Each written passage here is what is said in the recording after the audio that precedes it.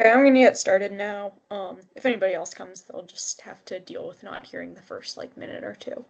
So yeah, welcome to the robot tour workshop from Georgia Tech. Um, this event wasn't an event when I did it, just to like preempt this. Like when I competed, this was not like an event. It was a trial event one semester, but my school didn't participate in it.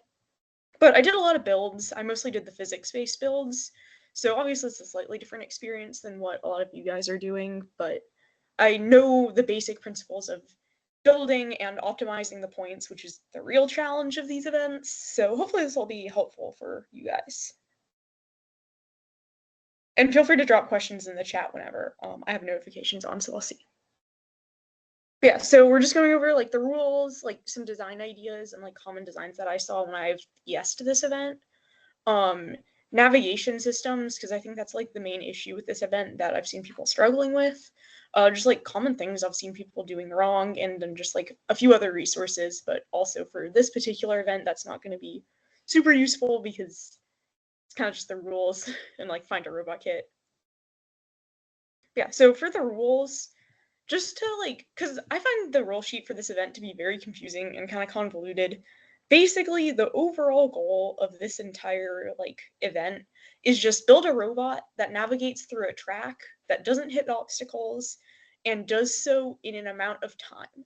So you want to essentially, they'll give you like a number of seconds that they want your robot to run through the track for, and you have to make it take that long to hit the end point, and also you want to get as few points as possible, which is important when you look at the score sheet, because then you understand like, oh, this is like a really good thing versus this is a really bad thing. So the track is just made up of 50 centimeter squares. So like between this one green line along here would be 50 centimeters. So the full thing is 2.5, wait, no, it would be 2 meters. The whole thing is 2 meters long. It's just divided into a grid system. This grid is actually stolen from a resource I'll show you later. Um, so basically the track works with, you have a start point, which is this green thing, and that'll be on the outside edge of your track. So you'll start by placing your robot there, and then it has to navigate through this track to eventually reach this red dot. And once it does, and you'll show them that it does by it stopping for 3 seconds.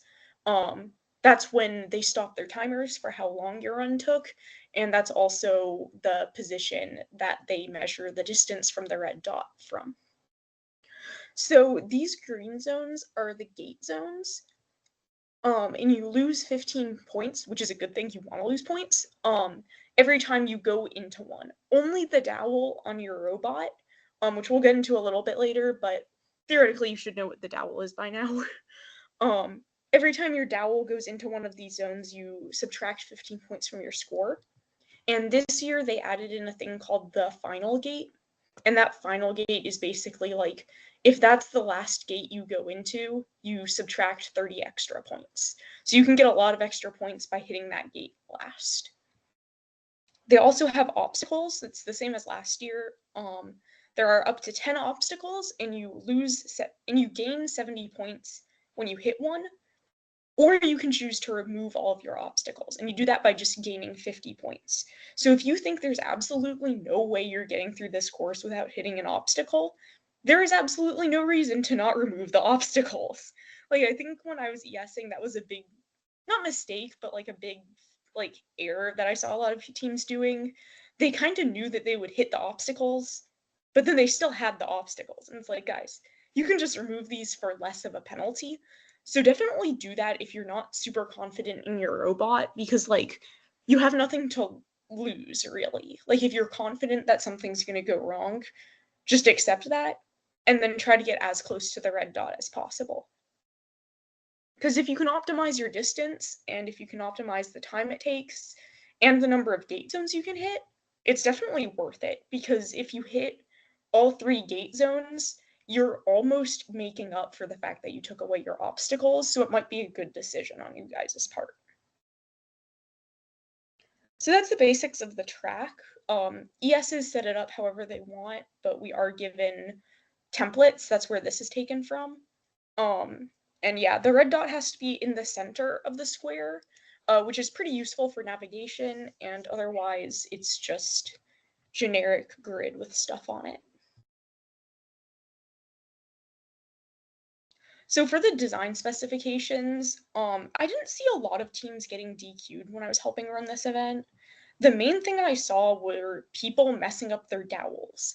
So if you didn't know, you're supposed to have a dowel on the front of your robot. And that's where, so at the green dot and the red dot, that's where you have to start it and where it's measured from the end. So like when you just put your robot down, the dowel has to be at the front of the car and placed on over the green dot. And then once your car stops, we essentially measure from the dowel to the red dot. So I saw a lot of teams messing up in that either they didn't have a dowel, which is a pretty big part of this event, or their dowel was way too high above the ground. And like most nations won't care about that. Just because like for an invitational, it's not that big of a deal. You can move it. But if you're going to like states or nationals, that can kind of screw you up because they'll take off a lot of points for that. So just really make sure that it is less than a centimeter above the ground and at least 10 centimeters above the ground. So a pencil will fulfill these requirements, and actually that's what I recommend. They're cheap, they're everywhere. Just use like a regular wooden pencil. It fits all of the specifications. Just make sure it's taped approximately vertical. It's at the front of your car, and it is very much below 1 centimeter above the ground because, like I'm about to say, ESs have a different ruler than you guys do. So make sure your robot isn't like edging the corners of your 30 by 30 meter square to build in, because like some of us, like obviously we try our best, but sometimes you just measure wrong, or you have a different ruler, or you like pre-plan out a grid and it's slightly off. So sometimes we can like accidentally mismeasure, or you guys accidentally mismeasure, and then you get DQ'd for having too large of a build. So just like make sure you give yourselves a room, because this is an event where I've seen people struggling to like fit everything into like the 30 by 30 centimeter square. Like you have enough room to build a good build, but like don't test the edges of it, you know? Like that's just my main recommendation for the actual design. Also, I saw a lot of teams with things that fell off their robot, so just make sure everything's like glued in there pretty well.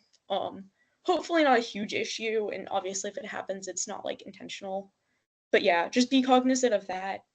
Otherwise, most of the rules for this event are just like things you have to impound, which is like your code. Make sure you impound your flash drive with your code. I saw a lot of teams not being prepared for that. And also just like a lot of battery stuff. We don't really check the batteries that hard, I'll be honest, when I was running it. Um, just take your batteries out of your robot. Just make sure your battery box is very easily accessible because you have to impound without the batteries. But like in general, I didn't see any teams having issues with that stuff. All right, any questions about the rules so far?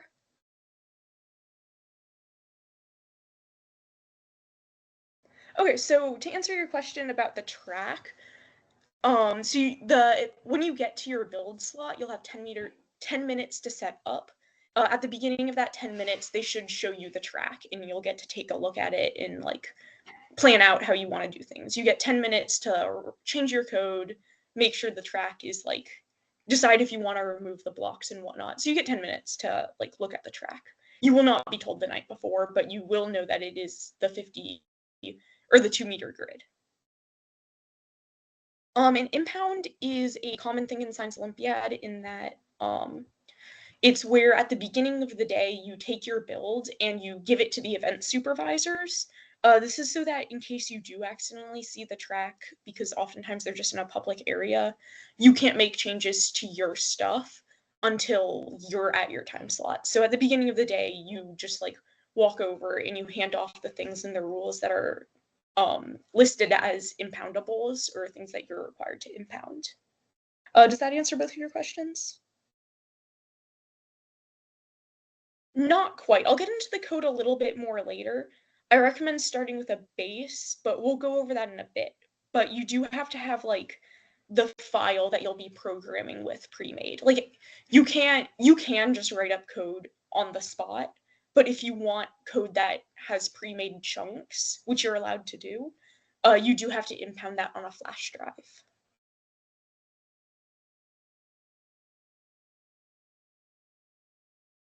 Yeah, of course.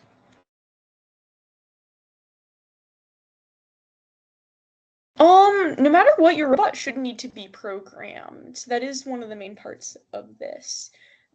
Usually the flash drive will hook into your computer. It's just so that we know that you can't make changes to that code while other people's time slots are going. So, like, do you program your robot from your computer?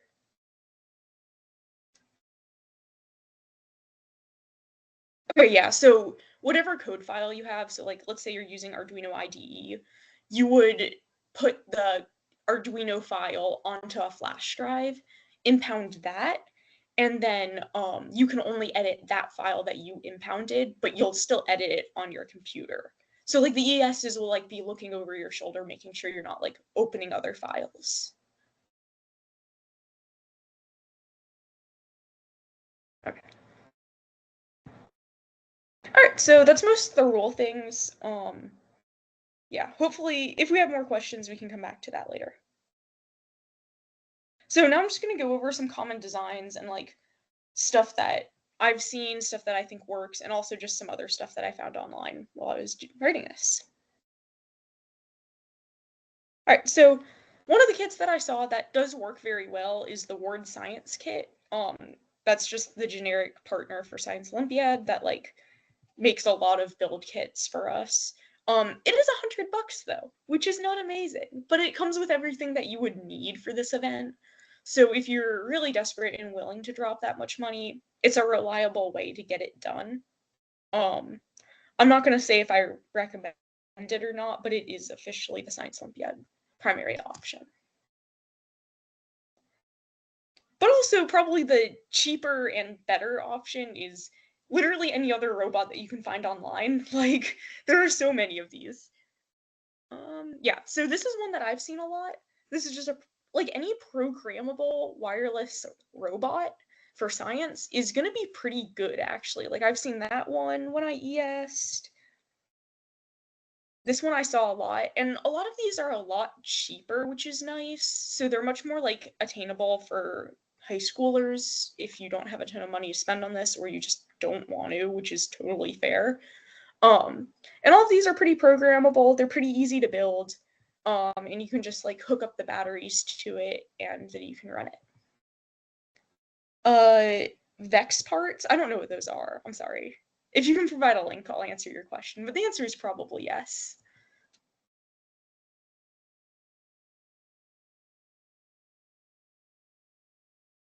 But yeah, also if you already have like a robotics kit from something else, like if you have a Lego Mindstorm or your high school has a robotics team, chances are, as long as they fit our design specifications and they don't require a controller, chances are that'll work for you. So it's a pretty chill event in that sense. And these are all a lot cheaper. I like them better. You can also mod them. Like, there's nothing wrong with taking one of these pre-made kits and then adding better wheels or changing up how you want the code ran, like swapping out a Raspberry Pi for an Arduino, that sort of thing. So you can like edit these too, and you're not editing an $100 piece of equipment. You're editing like a $30 one, which is a lot easier to do, in my opinion.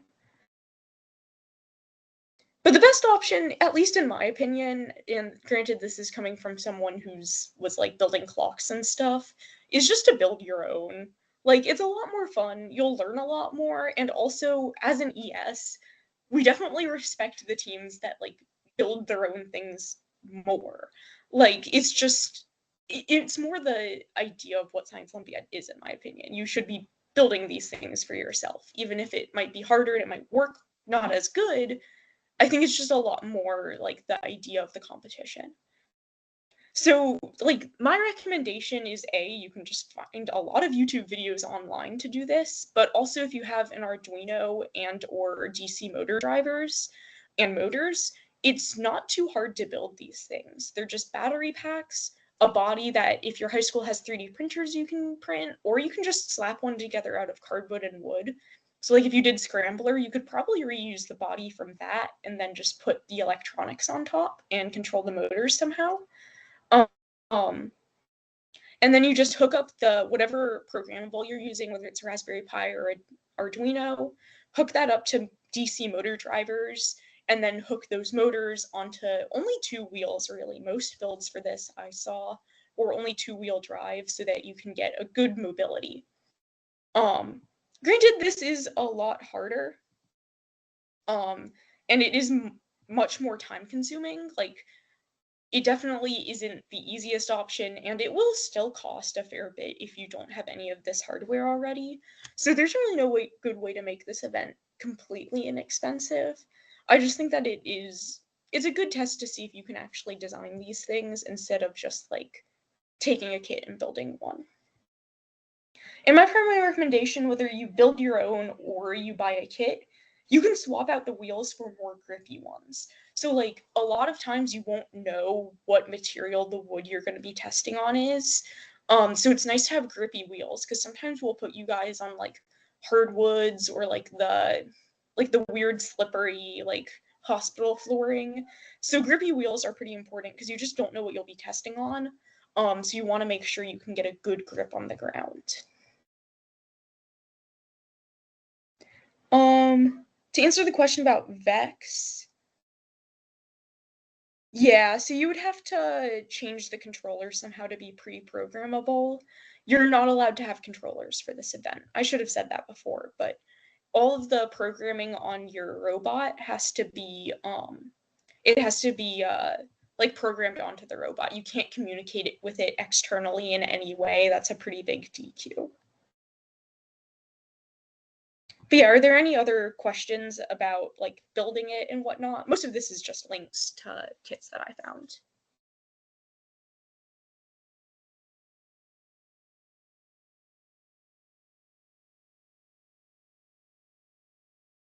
Okay, I'll move on then. So the next part is navigation. So no matter what you're coding this in, navigation was probably the biggest errors I've seen with just like how people want to navigate moving through the track. That's where I've saw the most issues, obviously, because that's like the biggest part of this event. So it makes sense that that would be the hardest part. So one thing that I saw a lot when I was running this was people trying to use autonomous sensing. Um, my recommendation is simply don't do that. Like, it's just a bad idea. And unless you're willing to put in a lot of time into like making sure it works really, really well, chances are it's not gonna work to the level that you're gonna need it to be able to feel its way through an entire maze. It's like even for college students, that stuff is really hard. Um, the only way I've seen teams use it that wasn't completely disastrous, um, was just like as a last ditch effort to make sure they don't hit anything. And in that sense, it can be pretty useful. But most teams were also hitting it when they were doing turns, so it's also not that useful then. So my recommendation is just don't try to sense and be like, oh, I have to turn here because I see a wall. That's just a lot of extra effort for honestly not that much. You can use feedback on like your speed if you have an accelerometer, and you can use that as well as like a gyroscope or other things to sense like its position and angle relative to other angles. That type of thing is very useful, but actually trying to sense your way through the maze, I always saw not working very well. So for the coding, I recommend just use any software that interfaces with your robot best and one that you know very well. Like, you should be pretty comfortable in the coding environment that you're using. Most of the ones I saw were either Scratch or Arduino IDE. I like Arduino better, but that's just because I never learned Scratch. Um, and my recommendation for what you should make ahead of your like build time is make code blocks. Don't try to make like an actual series of events. I mean, when you're testing, you should, but like just make code blocks that say move forward 50 centimeters. Because keep in mind, every single block is 50 centimeters long, and there's never going to be a stop in the middle of one of them. So you can always just tell your robot, hey, I want you to move like 2 up, and it'll know that if you program your code correctly. Because you can easily test a block that says just move forward 50 centimeters many, many times to make sure it's very, very accurate for 50 centimeters. And then you can just string those together. So like if you have to move up 2 blocks, you just put 2 move forward 50 centimeter blocks in a row, and it should be able to do that the same as if you just made one block that does 100 centimeters. You can also do this with angles, so you could do turn left and turn right 90 degrees. And then again, just string them together. If you need to make a 180-degree turn, just put 2 left turns in a row. And this also makes it pretty easy to just drag and drop, like, your code blocks right before you wanna, like, run it. So, like, when you're running it, like, once you get to your event and you see your map, you can be like, "Oh, I need to go up 2, turn left, go right, go left 1," and then, like, whatever path you choose to take, you trace it out, and then you just drop in the code blocks that you want, and then it'll run that in a sequence, and theoretically, it should be pretty accurate if you're able to accurately get your left and moving forward blocks to the level that they need to be. Also, keep in mind, you only have 10 minutes to actually code it, so having this stuff done beforehand is very useful because then you can really rapidly drop everything in. So for timing, which is another big part of your score for this event, I recommend just slowing down your wheels because stalling is prohibited and it's pretty hard to trace a path that will be exactly the amount of time that you want. So because my recommendation is having code blocks that essentially tell it move forward this amount, you can time how long those take, and then you can change how much voltage is applied to your motors, and then run tests on that to see how long different voltages take. The official term for this is PWMing, sort of vaguely. That's what you'll see it called a lot, especially if you're using Arduino IDE. And using this, you can essentially just create a linear relation between voltage applied to your motors and how fast they go. So then using that, you can backwards create equations to say, this is how long you need to run to be able to go this distance in a slower amount of time. And then using that, you can backwards calculate how much voltage to apply to your motors. My other recommendation is go over the amount of time that you are told to hit, not under, because under is 2 times the points added to your score, whereas over is 1 times. So it's definitely better to do that. So any questions on just like navigation recommendations and stuff?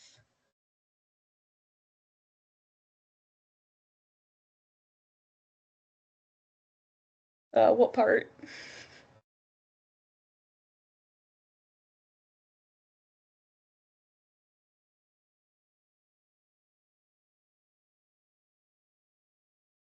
Oh, yeah, that is kind of silly. It's very SciOly of it, though. They love making things randomly count for less. I think they kind of sometimes hope you don't read the rules so that, like, you don't quite notice that. But yeah, always go over, not under. Just, yeah. But again, no stalling. We will DQ you if you're just, like, spinning in a circle or, like, doing loop-de-loops around something. Like, we will DQ you for that. That is explicitly against the rules. So just make sure your wheels are slowed down enough or you're doing a very long pathway that takes you to the final destination. How much time you have to set up or to hit the final block. Because to set up, you have 10 minutes. But to hit the final block, okay, so to hit the final block, let me check the rules really quick. I just don't have it memorized. The rules.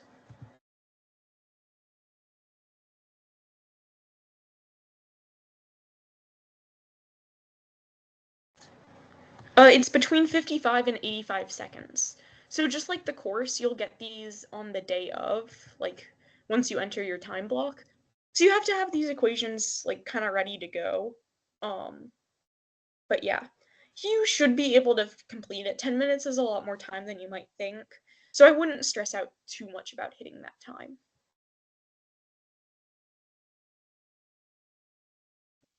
Also keep in mind that you're not allowed to use any simulation software once you're in a testing environment. I think you're allowed a calculator and your computer to code. You're not really allowed to use anything else. So you're not actually allowed to test your robot until you're in one of your official trials. So just make sure you're not doing that because you will get DQ'd for that. That's a pretty big offense.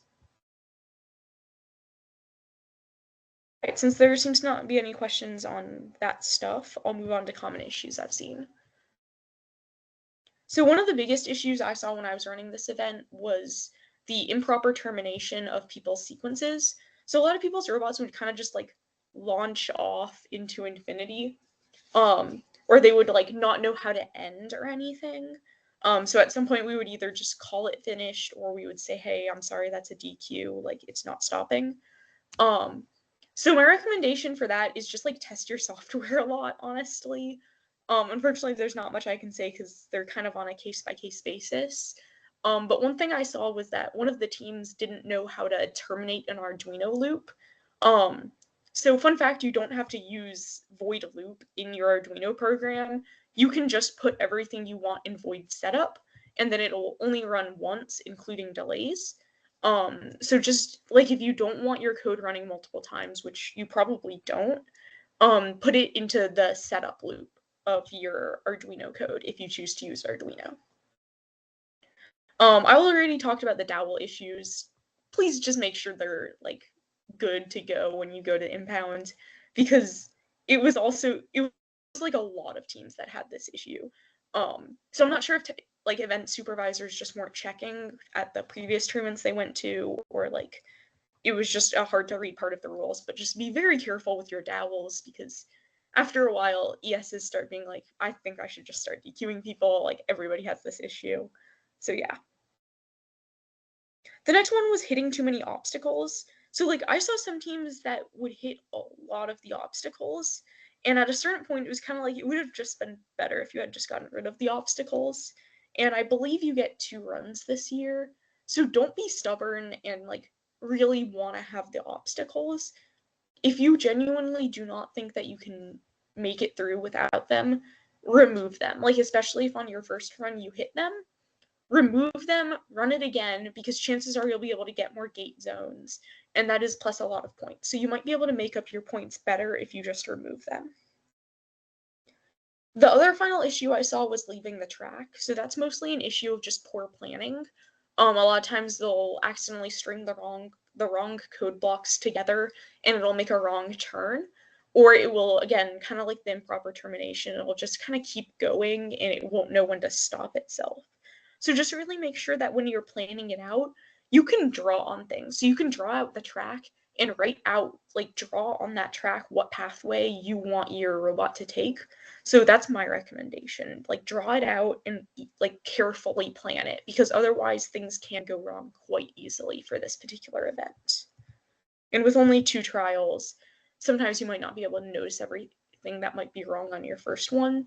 So just be very careful during your setup. So additional resources, they're not great, to be honest. They're all pretty generic things that you probably could have found on your own. But the Science Olympiad website does have a lot of pretty good resources, to be honest. And for build events, my recommendation is actually look at the resources they provide to event supervisors. Because what we're looking at is, what is a violation? Like, how do I set up this track? What am I supposed to be doing to like make sure they're following the rules? And because a lot of issues with build events just comes from DQs, it's pretty good to try to look at it from the eyes of an event supervisor and like see the sample tracks that were given, like on this sheet over here, or to be able to like look at the score sheet that we're going to be writing on to see like exactly how the points pan out, what you'll lose points for. So that's kind of my recommendation. And they'll also show you like, oh, this is where I get points off if I like mess up my dowel or something, blah, blah, blah, blah, blah. So yeah, unfortunately there aren't too many other resources, mostly because most of the other links that I found were for the kits. The kits are the main resources that I would say you could take away from this, but yeah. I think that's about everything I've got for you guys. So the rest of this is just a Q&A until all the questions are up. So yeah, Q&A time.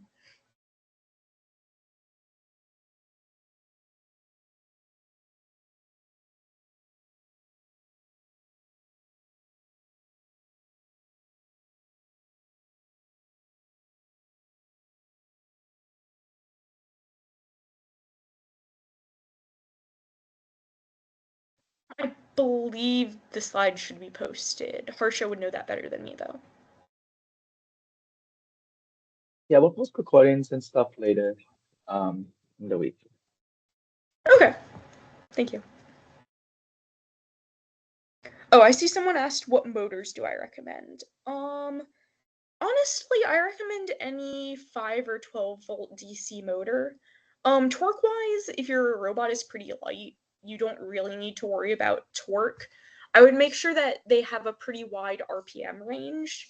So most motors are rated for like a scale of rotations per minute based off of what voltage you apply. Just make sure that it has a large range because you're going to want to be able to change that. Does that answer your question, Fabian?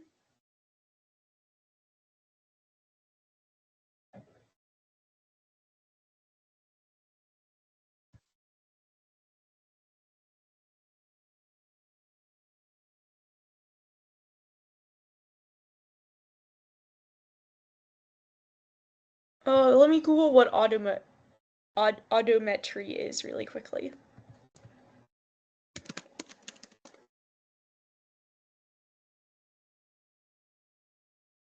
Yeah, actually, that would be very useful, especially just for testing. So I think odometry would be good for controlling your speed. You could make a feedback loop of some kind. So I would say that that is probably a good use of it, just same way as a gyroscope would be for controlling the angle you pass through. My thing about the remote control, the autonomous sensing was more for teams that were trying to sense out where obstacles were and avoid them using that, because that never panned out too well. But odometry sounds like a pretty good move, actually. I believe to your question about the runs, I believe the answer is yes. The rules changed slightly in that sense, and I didn't look at it too hard. Um, so yeah, I would say start by just like testing a rough sketch and then you can edit from there. So, like, especially if you do get like a couple failed runs, you can use failed runs intentionally too. Like, if you run off the track, or you can just say, like, that is a failed run. So I recommend like making a rough outline of what you want your code to do first, running that a few times, running that once, and then if it hits any major issues, which chances are it will on its first run, fixing that. And then after all of the major issues are fixed, if you still have runs, try tuning your timing a little bit, but just not having like major issues like running off the track or hitting things, especially in the state of Georgia, which is where I competed. That's like half the battle, to be honest. Just like having a working object that, you know, actually reaches the end. I don't know what state you guys are in though, so for some of you it might be a little bit more competitive in that sense. But yeah, you can definitely use your failed runs as a way to tune things.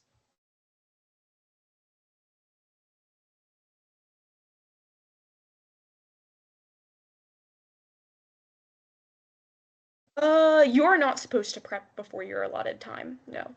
So you will get 10 minutes to set up, and that's all the time that you should be allowed to use. If you do see the track beforehand, you're not supposed to.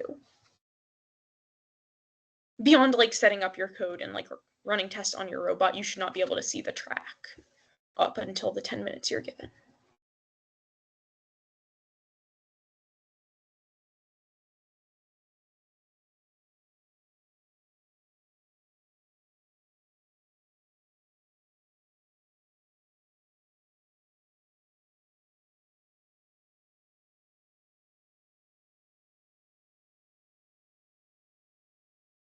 All right, any more questions? Have I answered everything? Do you want me to expand on anything?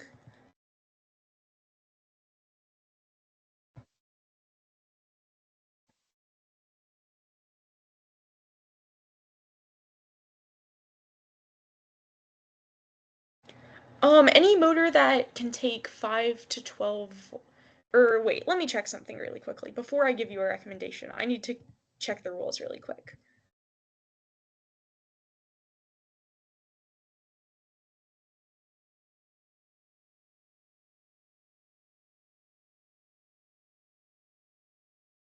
All right, yeah, so I would do any 5 or 12 volt motors. 12 is probably better because they can usually handle higher, like different RPMs better. But just use any basic hobbyist motor that can handle a wide range of RPMs. So some motors will not be able to take really low voltages and then run off of that, but a lot can. So I recommend finding one that can go pretty low too. You can check the reviews and see like what motors what people use the particular motors you're looking at for. But there should be good hobby ones. And if anybody else has like good links to motors that they're using, feel free to drop that in the chat. Yeah.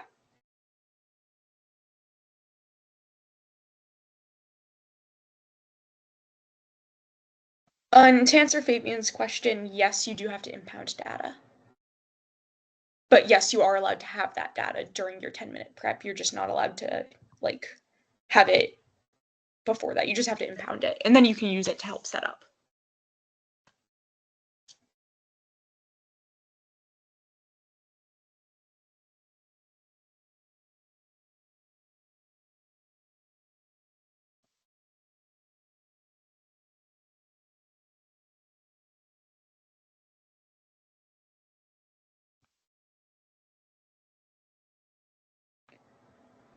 I would not recommend PID control. If you are using audiometry, maybe it could be useful as a feedback loop.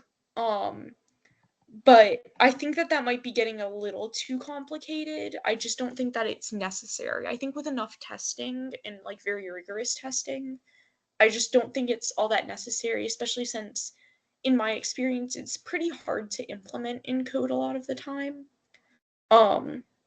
So you can also just use the P in PID. That makes it a lot simpler, and if you are using audiometry, that's probably the only one you would need, which is the proportional one, by the way.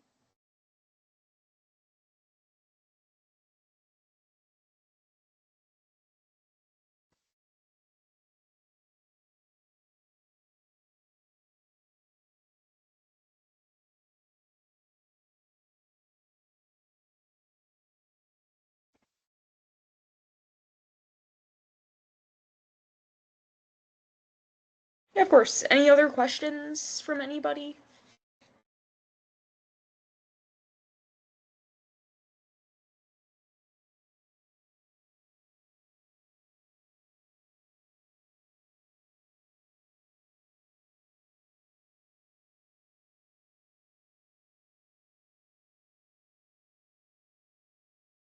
Yeah, if you guys have any other questions too in the future, feel free to put them in like the help channel for the teams and that stuff.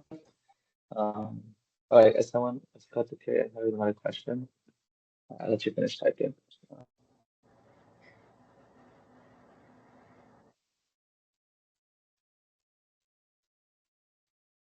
Yeah, we're glad it helps. Yeah, yeah.